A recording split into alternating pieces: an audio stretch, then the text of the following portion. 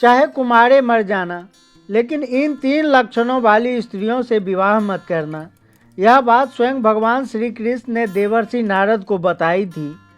एक बार की बात है, देवर्षि नारद नारायण नारायण कहते हुए प्रभु श्री कृष्ण जी के पास पहुँचते हैं और भगवान श्री कृष्ण से कहते हैं, हे प्राणनाथ, वह कौन सी 3 लक्षणों वाली स्त्रियां होती है जिनसे हमेशा बचकर रहना चाहिए और इनसे कदापि विवाह नहीं करना चाहिए, जिससे कि मनुष्य अपने जीवन में कभी परेशान नहीं रहे।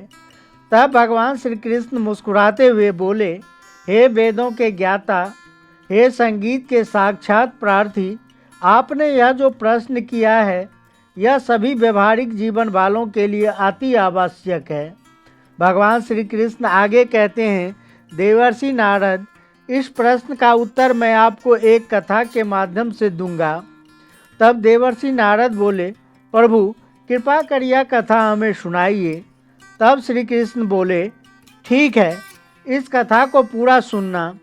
तब नारद जी बोलते हैं, ठीक है प्रभु, मैं इस कथा को अंत तक जरूर सुनूंगा और चारों तरफ इसका प्रसार भी करूंगा। तब भगवान श्री कृष्ण देवर्षि नारद को एक कथा सुनाते हैं कि हे नारद, एक समय की बात है, किसी जंगल में तोता और मैना का एक जोड़ा वृक्ष की एक डाल पर बैठा हुआ था। तोते ने मैना से कहा, हे मैना रानी, आज का समय बहुत बदल चुका है।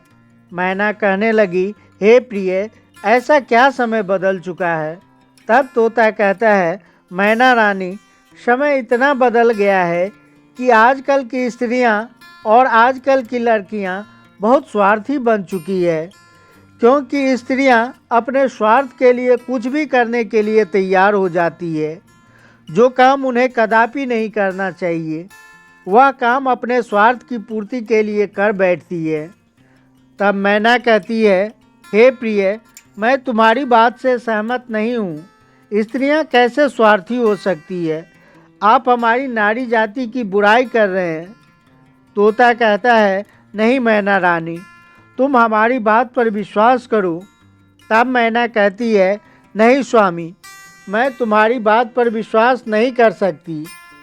तब तोता कहता है, ठीक है मैना रानी, जब तुम्हें हमारी बात पर विश्वास नहीं है तो आइए हम आपके लिए एक कहानी सुनाते हैं, और इस कहानी के सुनने के साथ साथ तुमको यह विश्वास हो जाएगा कि तुम्हारी नारी जाति कितना स्वार्थी बन चुकी है और अपने स्वार्थ के लिए कितने गलत गलत काम करने के लिए तैयार हो जाती है। दोस्तों, तभी मैना कहती है, ठीक है स्वामी, पहले आप वह कहानी सुनाइए और सिद्ध करके बताइए कि हमारी नारी जाति कितनी स्वार्थी है। दोस्तों, तब वह तोता मैना रानी को एक कहानी सुनाता है।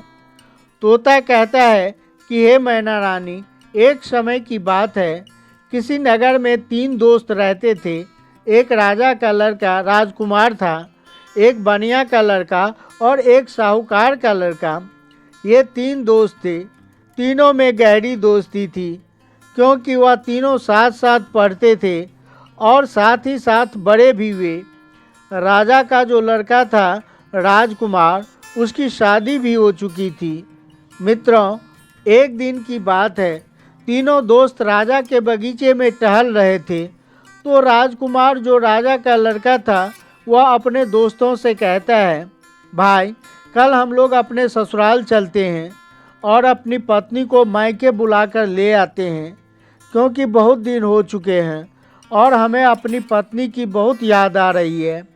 इसलिए कल ससुराल चलो और तुम भी हमारे साथ चलो और मैं अपनी पत्नी को बुला लाता हूँ।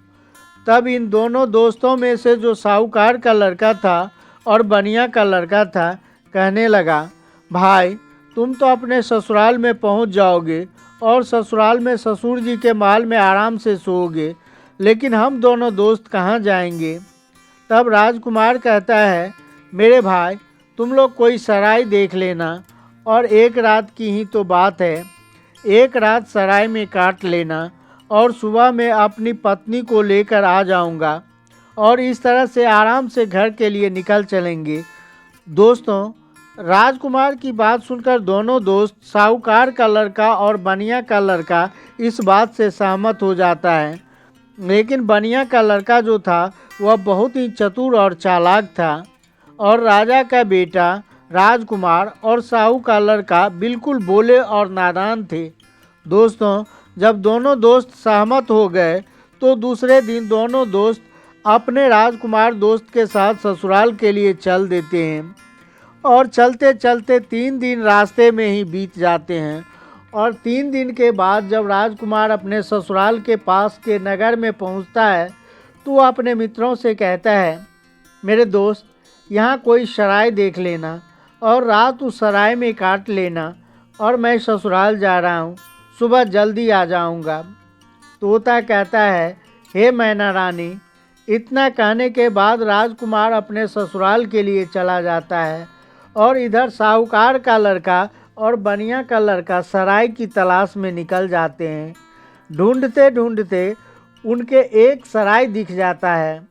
वह उस सराय के समीप पहुंचते हैं तो उन्होंने देखा कि यहाँ पर खाने पीने की व्यवस्था भी सही है और रुकने की भी व्यवस्था सही नज़र आ रही है।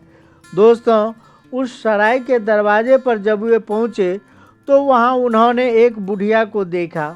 उस बुढ़िया के पास जाकर कहने लगा, हे माता, हम इस सराय में रात व्यतीत करने के लिए आए हैं और सुबह चले जाएंगे। हमारे लिए इस सराय में जगह दे दो ताकि रात सही से कट सके। दोनों दोस्तों की बात सुनकर वह बुढ़िया कहने लगी, देखो बेटा, चाहे कहीं भी रुक जाओ, चाहे कहीं भी जाकर रात काट लो, लेकिन इस सराय में मत रुको।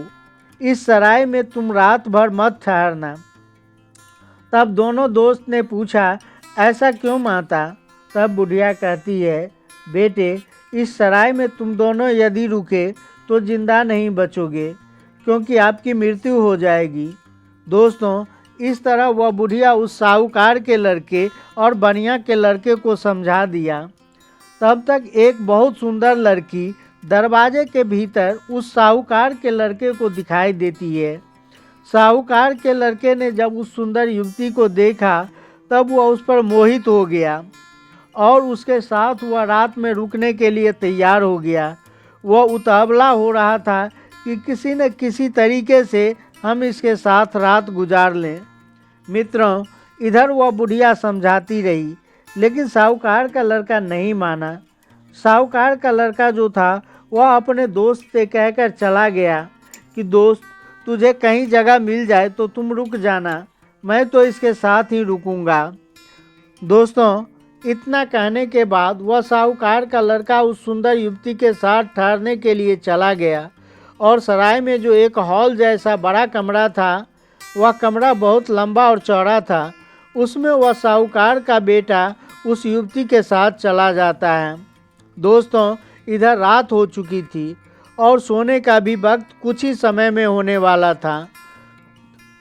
तोता मैना से कहता है कि इधर वह साहूकार का लड़का उस युवती के साथ सराय में अंदर चला गया, लेकिन बनिया का लड़का बाहर ही रह गया, जो बहुत ही चालाक था, चतुर था और समझदार भी था। बनिया के लड़के ने उसे रोका भी, लेकिन वह नहीं माना। दोस्तों, अब वह बनिया का लड़का उस बुढ़िया के पास फिर से पहुंचता है और कहता है, हे बूढ़ी माता, मैं आपकी बात को समझा नहीं। आपने कहा कि जो इस सराय के अंदर रुकेगा उसकी मृत्यु हो जाएगी और वह सुबह जिंदा लौटकर नहीं आएगा। इसका क्या कारण है, बताने की कृपा करें। तब वह बुढ़िया कहती है, बेटा, तुम उसे रोक रहे थे, लेकिन तुम्हारा दोस्त नहीं माना। मुझे डर है कि वह सुबह तुम्हें जिंदा नहीं मिलेगा। बनिया का लड़का कहने लगा, वही तो मैं आपसे जानना चाहता हूँ माता, बात क्या है, खुलकर बताओ। तब बुढ़िया ने कहा, बेटा, ये जो सुंदर युवती थी जिस पर तुम्हारा दोस्त मोहित हो गया है, उसके साथ ठहरने के लिए अंदर चला गया है। वह सुंदर युवती एक नागिन है जो बेश्या के रूप में है। वह रात में अपना रूप बदल लेती है और जिसके साथ वह रात में रुकती है उसी को डस लेती है और उसको मार देती है। इसलिए हमें डर है कि आज तक जो भी उसके साथ अंदर गया वह लौटकर बाहर नहीं आया। तोता मैना से कहता है। बनिया का लड़का यह सुनकर घबरा गया और कहने लगा, हे बूढ़ी माता, हमें कोई ऐसा रास्ता बताओ जिससे हम अपने दोस्त की जान बचा सकें। बुढ़िया कहती है, बेटे, मैं तुम्हें एक तलवार देती हूँ और अगर तुम उस नागिन को वध कर सको तभी तुम्हारा दोस्त बच पाएगा। बनिया का लड़का समझदार और चतुर था। वह तैयार हो गया और कहने लगा, माता, लाइए तलवार, मैं अपने दोस्त की जान जरूर बचाऊंगा, चाहे हमारी जान ही क्यों न चली जाए। मित्रों, बुढ़िया बनिए के लड़के को तलवार दे देती है। इधर बनिया का लड़का तलवार लेकर चुपके से सराय के अंदर घुस जाता है और जहां उसका दोस्त साहूकार का बेटा और सुंदर बेशिया के साथ लेटा हुआ था, वहीं पास में एक कोने में छिपकर खड़ा हो जाता है और इंतज़ार करने लगता है कि कब यह नागिन का रूप धारण करे और इसको मार सकें। आधी रात के समय होने वाला था, तभी वह सुंदर युवती जो नागिन थी वह अपना रूप बदलती है और जैसे ही साहूकार के लड़के को काटने वाली होती है तो उसका दोस्त बनिया का लड़का जो पहले से तैयार था एकदम से उस पर तलवार चला देता है और वह नागिन का वध कर देता है और वह सुंदर युवती मर गई। दोस्तों, इस तरह से उसने अपने दोस्त की जान बचाई और उस मरी हुई नागिन को पलंग के नीचे रख दिया। दोस्तों, तब तोता मैना से कहता है, वह बनिया का लड़का जो था इतना काम करने के बाद, दोस्त की जान बचाने के बाद सराय के बाहर निकल आता है और जब बाहर निकल आया तो उसने क्या देखा? उसने देखा कि एक सुंदर स्त्री जंगल की तरफ जा रही थी। उसने जब यह देखा तो विचार किया कि यह सुंदर स्त्री जंगल में कहाँ जा रही है, हमें देखना चाहिए, इसके पीछे पीछे जाना चाहिए और यह जानकारी लेना चाहिए कि यह कहाँ जा रही है। बनिया का लड़का जिसके हाथ में तलवार था वह उस सुंदर स्त्री के पीछे पीछे चल देता है और वह बनिया का लड़का सोचता जा रहा है कि देखें यह कहाँ जा रही है। वह स्त्री आगे बढ़ती गई और जंगल में एक साधु का आश्रम था। वह स्त्री साधु के आश्रम पर पहुंच गई और उस साधु से मुलाकात की और वह सारा नज़ारा बनिया का लड़का दूर से ही देख रहा था। जब उसके जाने का समय हुआ तो वह साधु से मिलने के बाद उस सुंदर स्त्री हाथ जोड़कर कहने लगी, आज आपसे मेरी मुलाकात आखिरी मुलाकात है। साधु कहने लगा, ऐसा क्यों? तब वह सुंदर स्त्री जवाब देती है कि हमारे पति हमें लेने के लिए आए हैं, अभी हमारे घर पर ठहरे हुए हैं, कल मैं अपने पति के साथ ससुराल चली जाऊंगी, आज के बाद फिर आपसे मिलने के लिए नहीं आ पाऊंगी। तब वह साधु कहने लगा, रोज़ाना तो हमारे पास आती थी, लेकिन अब हमें धोखा देकर जा रही हो और कह रही हो कि अपने पति के साथ जा रही हो। तब वह सुंदर स्त्री जवाब देती है, हाँ, मेरा पति मेरे घर पर ठहरा हुआ है और कल मैं अपने ससुराल चली जाऊंगी, हमें माफ़ करना, अब आज के बाद तुमसे मिलने नहीं आऊँगी। दोस्तों, उस सुंदर स्त्री की बात सुनकर साधु को गुस्सा आ जाता है और वह साधु गुस्से में उसकी नाक काट देता है और जब उसकी नाक कट जाती है तो उसे काफ़ी पीड़ा होती है और वह पीड़ा को सहन करती हुई चीखती चिल्लाती घर की तरफ भाग पड़ती है। इधर दोस्तों, वह बनिया का लड़का सारी बात सुन रहा था और यह नज़ारा देख रहा था। उस बनिया के लड़के को भी बहुत गुस्सा आ गया और उसने अपने गुस्से में साधु का सिर धड़ से अलग कर देता है और उस साधु को मारने के बाद तुरंत वहाँ से चल देता है। आगे चलकर एक मंदिर था और उसी मंदिर में वह छिपकर बैठ गया। अब वह सोचता है कि प्रभु, इस दुनिया में क्या हो रहा है। अब वह बेचारा बनिया का लड़का मंदिर के एक कोने में चुपचाप बैठा हुआ था। वहाँ पर कुछ चोर आते हैं। चोर मंदिर के बाहर से हाथ जोड़कर कहते हैं, हे देवी माँ, हम चोरी करने के लिए जा रहे हैं और अगर यह चोरी आसानी से बहुत माल हाथ लगे और हम पकड़े भी नहीं गए, तो कल रात हम राजा की लड़की का बलि तुम्हें चढ़ाएंगे। इतना कहने के बाद वह चोर चोरी करने चले जाते हैं। और जो अंदर बनिया का लड़का बैठा था, उसने जब चोरों की बात को सुना तो उसके पैरों की तले की ज़मीन खिसक गई। वह सोचने लगा, यह कैसा अन्याय है, यहाँ भी एक हत्या होने वाली है। हे प्रभु, यह क्या हो रहा है। वह बनिया का लड़का विचार करता है, चाहे कुछ भी हो जाए, लेकिन मैं राजा की लड़की की हत्या नहीं होने दूंगा। यह सोचकर वह मंदिर में बैठा रहा। इधर दोस्तों क्या हुआ, इधर वह स्त्री जिसकी नाक साधु ने काटी थी, वह अपने घर पर पहुंची और उसने रोना धोना बंद कर दिया। भीतर ही भीतर पीड़ा तो उसे सता ही रही थी। उसने विचार किया कि अगर सुबह लोग हमें देखेंगे तो पता नहीं मेरे बारे में क्या कहेंगे। हमें शर्म से अपना सिर झुकाना पड़ेगा। क्यों न हम अपने पति को ही फंसा दें और कह दें, मेरे पति ने ही मेरा नाक काट लिया। सवेरा होने वाला था और जैसे ही प्रकाश होने को था, तभी वह चिल्लाने लगी और कहने लगी, देखिए हमारे पति ने हमारी नाक काट ली।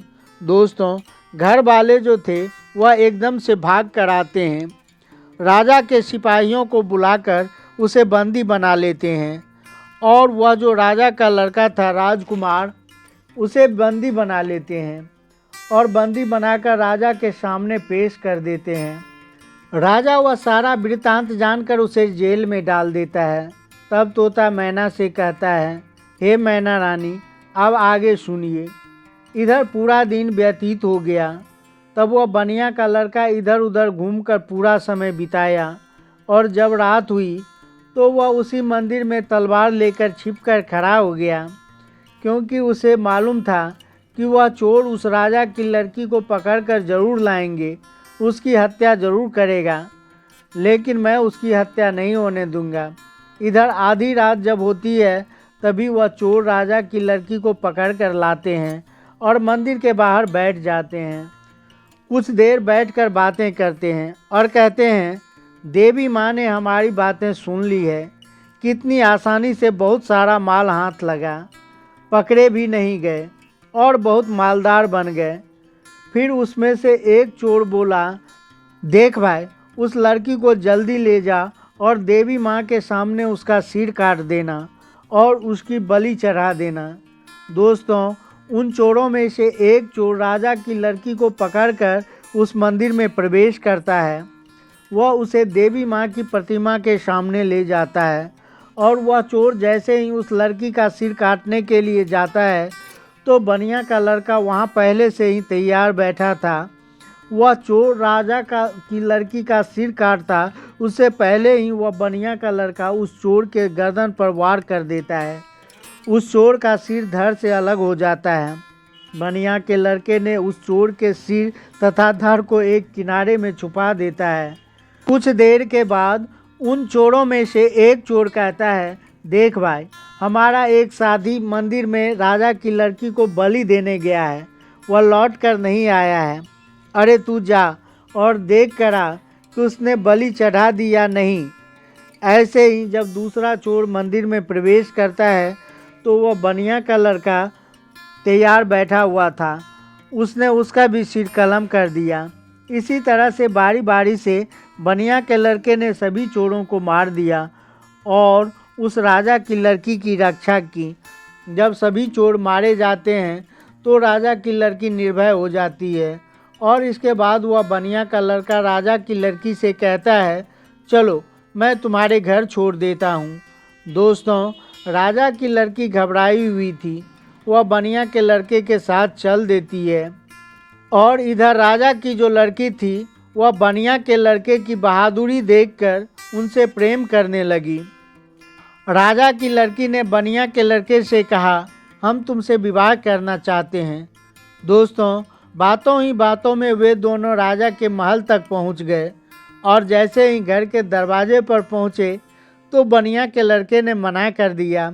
बनिया के लड़के ने कहा, मैंने तुम्हारी रक्षा की है, इसका मतलब यह नहीं कि मैं तुमसे विवाह करूं। मैं ऐसा कदापि नहीं कर सकता। राजा की लड़की को गुस्सा आ गया। वह कहने लगी, अगर तुम हमारे साथ शादी नहीं करोगे तो मैं तुमको जेल में डलवा दूंगी। बनिया का लड़का कहने लगा, जैसी आपकी मर्जी, लेकिन मैं शादी नहीं करूंगा।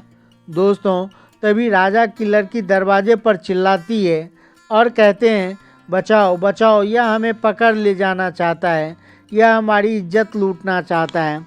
दोस्तों, राजा की लड़की को चिल्लाते हुए सैनिकों ने देखा तो सैनिकों ने दौड़कर उस बनिया के लड़के को पकड़ लिया और राजा के सामने पेश कर दिया और राजा से कहा कि राजा साहब, यह राजकुमारी की इज्जत लूटना चाहता था, यह आपकी लड़की को पकड़ कर ले जाना चाहता था। वह तो आपकी लड़की चिल्लाने लगी, इसलिए मैंने बचा लिया। अगर वह नहीं चिल्ला पाती तो यह आदमी आपके लड़की की इज्जत के साथ खिलवाड़ कर देता।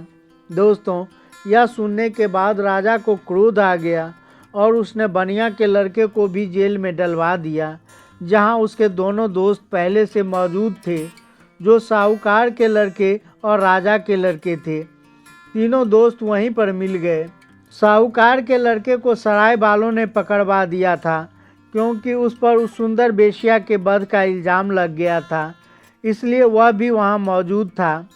अब तीनों दोस्त जेल में एक दूसरे के साथ बैठकर अपनी अपनी आप बीती सुनाने लगते हैं। इधर दोस्तों, अगला दिन हुआ तो वह राजा तीनों को दरबार में बुलाते हैं। जिन तीनों को राजा ने जेल में बंद करवाया था, उन्हें सज़ा सुनाने के लिए तैयार हो जाता है। दरबार लगा हुआ था। राजा ने साहूकार का लड़का जो था, जिस पर बेश्या के वध का इल्ज़ाम लगा था, उसे अपने पास बुलाया और उनसे पूछा, तूने उस सुंदर बेश्या का वध क्यों किया, उसे क्यों मारा? दोस्तों, उस साहूकार के लड़के को कुछ मालूम ही नहीं था, जो वह राजा को बता देता। उसे नहीं मालूम था कि बेश्या का वध किसने किया।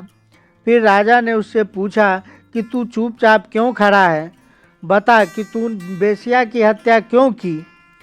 तब भी वह साहूकार का लड़का कुछ नहीं बोल पाया, लेकिन जो बनिया का लड़का था वह कहने लगा, महाराज क्षमा चाहता हूँ, जो बीच में हमें बोलना पड़ रहा है। इससे कुछ मालूम नहीं है, इसने बेश्या का वध नहीं किया, क्योंकि उस बेश्या का वध मैंने किया है। राजा कहने लगा, तो बताओ तूने उस बेश्या का वध क्यों किया, बात क्या है? तब दोस्तों, वह बनिया का लड़का कहने लगा, हे महाराज, हम अपने दोस्त साहूकार के लड़के के साथ इसी सराय में एक रात गुजारने के लिए गए थे और एक बूढ़ी माँ ने मना किया था। उसने कहा था कि इसके अंदर मत रुको, क्योंकि यहाँ जो ठहरेगा वह सुबह तक जिंदा नहीं बचेगा। लेकिन यह हमारा दोस्त नहीं माना और इसने सुंदर बेश्या को देखकर उसके साथ रात गुजारने के लिए सराय में चला गया। मुझे उस बुढ़िया के द्वारा मालूम हुआ कि यह बेश्या एक नागिन है और रात में सोते समय यह अपने रूप में आकर लोगों को डस लेती है। तब मैं अपने दोस्त की जान बचाने के लिए एक तलवार लेकर उस सराय के अंदर चला गया और जहां ये दोनों सोए हुए थे, वहीं एक कोने में छुपकर खड़ा हो गया। जैसे ही उस बेश्या ने रूप बदलकर नागिन बनकर हमारे मित्र को डसने ही वाली थी कि मैंने तलवार से प्रहार कर उसको मार दिया। अगर आपको विश्वास नहीं है तो जहां पलंग पड़ा हुआ है उसके नीचे मृत नागिन को रख दिया है। तब राजा ने सैनिकों को भेजकर पता लगाया तो वास्तव में वहां पर मृत नागिन को पलंग के नीचे पाया। तब राजा के सैनिक ने आकर राजा को सारी बात बताई। राजा उसकी सच्चाई से प्रसन्न होकर कहने लगा, ठीक है, तुमने दोस्ती का फर्ज निभाया है, जो अपनी दोस्त की ज़िंदगी बचाई है। इस प्रकार दोस्तों, राजा साहूकार के लड़के को छोड़ देता है। उसके बाद राजा उस राजकुमार को अपने पास बुलाता है और उनसे पूछता है कि अब तुम बताओ कि तुमने अपनी पत्नी की नाक क्यों काटी। अब दोस्तों, उसको भी नहीं मालूम था कि नाक किसने काटी है। वह चुपचाप खड़ा रहा। राजा ने फिर दोबारा पूछा कि बोल क्यों नहीं रहा, कि तूने अपनी पत्नी की नाक क्यों काटा। तब दोस्तों, फिर से बनिया का लड़का हाथ जोड़कर कहने लगा, महाराज क्षमा करें, इसको भी नहीं मालूम कि इसकी पत्नी की नाक किसने काटी है। मुझे पता है इसकी पत्नी की नाक किसने काटी है। मैं सारा वृत्तांत आपको सुनाता हूँ। तब बनिया के लड़के ने राजा को बताया कि यह लड़की एक साधु से प्रेम करती है। रात में साधु से मिलने के लिए गई थी। मैं इसके पीछे पीछे गया। राजकुमारी ने उनसे कहा कि मैं कल से तुमसे मिलने नहीं आ सकती, मेरा पति मुझे लेने के लिए आया है। यह सुनकर उस साधु को गुस्सा आ गया और गुस्से में इसकी नाक काट ली। इसने घर आकर अपनी प्रेमी को बचाने के लिए अपने पति को ही फंसा दिया। इसने गलत किया। राजा कहने लगा, मैं तुम्हारे बात पर विश्वास कैसे करूं? तब उस बनिया के लड़के ने कहा, महाराज सैनिकों को भेजिए जहां उस साधु का आश्रम है। मैंने उस साधु का वध कर दिया है और इसकी कटी हुई नाक भी वहीं होगी। दोस्तों, राजा के सैनिकों को इसका पता लगाने का आदेश देते हैं। सैनिक उस साधु के आश्रम पर जाते हैं, उस मरे हुए साधु को देखते हैं और उसके बगल में कटी हुई नाक भी पड़ी हुई थी। सैनिक वहां से आकर राजा को सारी बातें बताती है कि यह बात सत्य है। वहां पर साधु का मृत शरीर और कटी हुई नाक पड़ी है। तब राजा उस राजकुमार को भी छोड़ देता है और इस तरह से वह भी बच जाता है। दोस्तों, फिर तोता कहता है, हे मैना, अब बारी आई उस बनिया के लड़के की जिसने अपने दो दोस्तों की जान बचाई थी। राजा उस बनिया के लड़के से कहता है, तुमने तो अपने दोस्तों को बचा लिया, लेकिन अब तुम बताओ कि तुमने हमारी लड़की को पकड़कर क्यों ले जाना चाहता था? इसके साथ दुर्व्यवहार क्यों करना चाहता था? इसकी इज्जत से खिलवाड़ क्यों करना चाहता था? अब तुम नहीं बचेगा। दोस्तों, तब वह बनिया का लड़का कहता है, महाराज क्षमा करें, यह आपकी जो लड़की है वह हमें गलत फंसाया है। आपकी लड़की की बलि चढ़ाने के लिए कुछ चोर पकड़कर ले गए थे। मैं उसी मंदिर में था। मेरे हाथ में तलवार थी क्योंकि मैं साधु को मार कर आया था। चोरों को बातें करते सुन मैंने उसकी मंशा समझ गया था कि वह क्या करना चाहता है। मैं तलवार लेकर मंदिर के एक कोने में छिपकर खड़ा हो गया। आपकी लड़की की बलि देने के लिए एक चोर जैसे ही अंदर मंदिर में आया तो मैंने उसको मार दिया और एक कोने में छिपा दिया। फिर दूसरा चोर आया तो मैंने उसको भी मारकर कोने में छिपा दिया। इसी तरीके से जितने भी चोर थे सबको मार दिया और सभी मंदिर में ही पड़े हुए हैं। अगर विश्वास नहीं है तो सैनिकों को भेजकर देख लीजिए। दोस्तों, वही हुआ। जब सैनिक मंदिर में जाते हैं तो वहाँ उन चोरों की लाशें पड़ी हुई थी। तो सैनिकों ने वहाँ से आकर सारी बातें राजा को बताई। सैनिकों ने कहा, महाराज बात सत्य है, आपकी लड़की की रक्षा इसने की है, इसने इज्जत से खिलवाड़ करने की कोशिश नहीं की है। तब बनिया का लड़का कहता है, हाँ राजा साहब, मैं आपकी लड़की को पकड़कर क्यों ले जाऊंगा? सुनिए, महाराज चोरों से बचाकर जब आपकी लड़की को घर छोड़ने के लिए आ रहा था तब आपकी लड़की हमसे प्रेम करने लगी और विवाह करने की जिद करने लगी। तब मैंने कहा कि मैं ऐसा कदापि नहीं कर सकता। मैंने जिस लड़की की रक्षा की है उसके बदले में मैं उससे विवाह करूं, इज्जत से खिलवाड़ करूं, ऐसा मैं नहीं कर सकता। मैंने उसे मना किया तो उसने कहा, अगर तुम हमसे विवाह नहीं करोगे तो हम अपने पिता से कहकर तुम्हें जेल में डलवा देंगे। और उसने वही किया। बनिया के लड़के की बात सुनकर राजा जो था उसका चेहरा शर्म से नीचे झुक जाता है। फिर राजा बनिया के लड़के को भी आज़ाद कर दिया और माफ़ी मांगी कि जाओ बेटा, तुम आज़ाद हो, तुम्हारी गलती नहीं है। इस तरह से बनिया का लड़का अपने दोनों दोस्तों को बचा लेते हैं और खुद भी बच जाता है और तीनों दोस्त खुशीपूर्वक अपने नगर को लौट जाते हैं। तो दोस्तों, अब वह तोता कहता है कि हे मैना, देख लिया नारी जाति कितना स्वार्थी बन चुकी है। अपने स्वार्थ के लिए गलत से गलत काम करने के लिए तैयार हो जाती है अब उस गलत काम के लिए चाहे कुछ भी करना पड़े, चाहे कितना भी कष्ट झेलना पड़े, चाहे किसी की ज़िंदगी से खिलवाड़ ही क्यों न करना पड़े, लेकिन ऐसी स्त्रियां नहीं मानती। दोस्तों, अपने प्रिय तोता की बात सुनकर मैना चुप हो जाती है। उसके बाद तोता कहता है कि हे मैना रानी, इसलिए मैं सोचता हूँ कि चाहे भूखे मर जाना, लेकिन इन 3 लक्षणों वाली स्त्रियों से कभी विवाह मत करना। अब श्री कृष्ण देवर्षि नारद से बोले, हे नारद जी, अब तो आपको पता चल गया होगा कि आखिर औरतों के वह 3 आचरण कौन से हैं। तब देवर्षि नारद मुनि बोले, हे प्रभु, मुझे अभी भी कुछ समझ में नहीं आया। तब श्री कृष्ण कहते हैं, ठीक है, मैं आपको बताता हूँ कि वह 3 लक्षणों वाली स्त्रियाँ कौन सी है।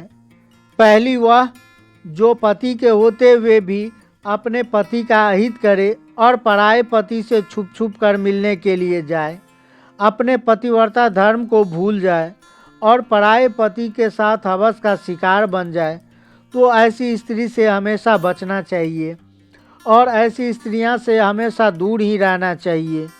और दूसरी स्त्री वह है जो एक स्त्री तो है, लेकिन वेश्यावृत्ति की तरह जिंदगी गुजार रही है, नागिन की तरह रह रही है।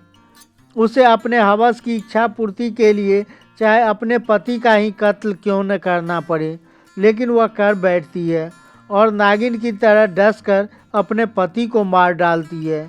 तो ऐसी वेश्यावृत्ति के लक्षणों वाली स्त्रियों से दूर ही रहना चाहिए। इनसे कदापि विवाह करने की इच्छा नहीं करनी चाहिए। तीसरी स्त्री वह है जिसकी जान अगर कोई बचाए और वह मदद करने वालों को ही झूठा फंसा दे, उसी मददगार से विवाह की इच्छा करे, उसी से दुर्व्यवहार करने की कोशिश करे और फिर उसी को झूठा फंसाकर मरवा दे या जेल में डलवा दे, तो उसे सज़ा दिलवा दे, तो ऐसी स्त्रियों से भी हमेशा बचकर रहना चाहिए। ऐसी स्त्रियों का कोई भरोसा नहीं कि किस वक्त आपकी ज़िंदगी को ख़त्म कर बैठे। तो दोस्तों, मेरे कहने का तात्पर्य है कि यह कहानी हमें यही सिखाती है कि चाहे कुमारे ही मर जाना, लेकिन इन 3 लक्षणों वाली स्त्रियों से हमेशा दूर ही रहना, बचकर रहना। कभी ज़िंदगी में नहीं फंसोगे और ज़िंदगी में कभी दुखी नहीं रहोगे। तुम्हें ज़िंदगी में कभी रोना नहीं पड़ेगा, पछताना भी नहीं पड़ेगा। तब नारद जी बोले, हे प्रभु, आपने यह कथा सुनाकर हमें धन्य कर दिया है। आपको कोटि कोटि प्रणाम। तो प्रिय मित्रों, कैसी लगी यह कथा? अगर यह कथा अच्छी लगी है, पसंद आई है, तो कमेंट बॉक्स में ज़रूर बताना और हो सके तो अपने मित्र को भी शेयर करना और हमारे चैनल को सब्सक्राइब अवश्य ही करना और सच्ची श्रद्धा के साथ कमेंट बॉक्स में लिखना, जय श्री कृष्ण। वीडियो के अंत तक बने रहने के लिए आपका बहुत बहुत धन्यवाद।